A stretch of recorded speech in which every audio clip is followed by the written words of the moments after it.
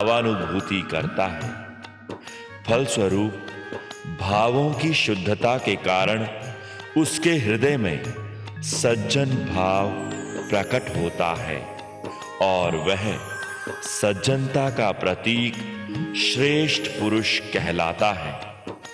इस प्रकार जीवात्मा का इस प्रकृति के साथ जो अनादि से संबंध चला आ रहा होता है, इस प्रयत्न द्वारा छूट जाता है। इस संबंध विच्छेद को ही मुक्ति कहते हैं।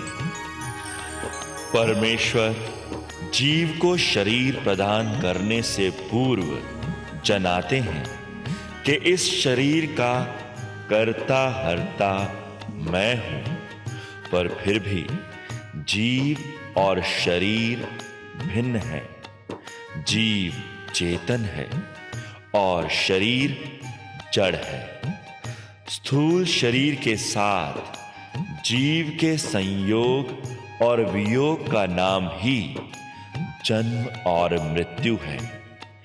एक स्थूल शरीर से दूसरे स्थूल शरीर में गमनागमन जीव के अपने भाव स्वभाव अनुरूप इंद्रियों द्वारा किए कर्मों के फलस्वरूप अनंत कालों तक तब तक चलता रहता है जब तक उसे सम्यक या स्पष्ट ज्ञान नहीं हो जाता।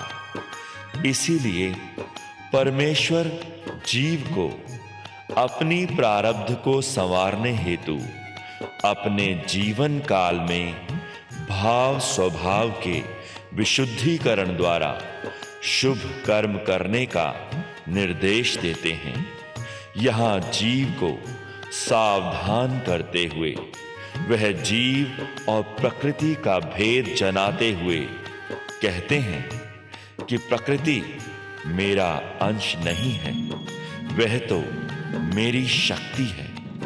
यहाँ जीव की अनश्वरता और जगत की नश्वरता का भान कराते हुए वह प्राकृतिक दृश्यों के साथ ख्याल को जोड़ने से भाव स्वभाव पर पड़ने वाले नकारात्मक दुष्प्रभावों से परिचय कराते हुए कहते हैं कि इस ब्रह्मांड में जो भी अच्छा या प्रिय लगता है उसके प्रति राग, व जो भी बुरा या अप्रिय लगता है उसके प्रति द्वेष अर्थात विभाव पनपता है। फिर विषय विकारों अर्थात काम, क्रोध, लोभ, मोह, अहंकार का घेरा जीव की बुद्धि हर उसे अज्ञान रूपी अंधकार में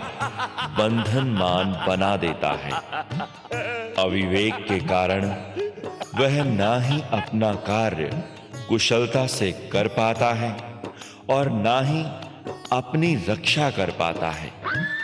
यहाँ तक कि इंद्रियां भी उसके वश में नहीं रहती और वह कुकर्म अधर्म में फंस अपनी हानि करने वाला बन अपने से भी प्रेम नहीं रख पाता।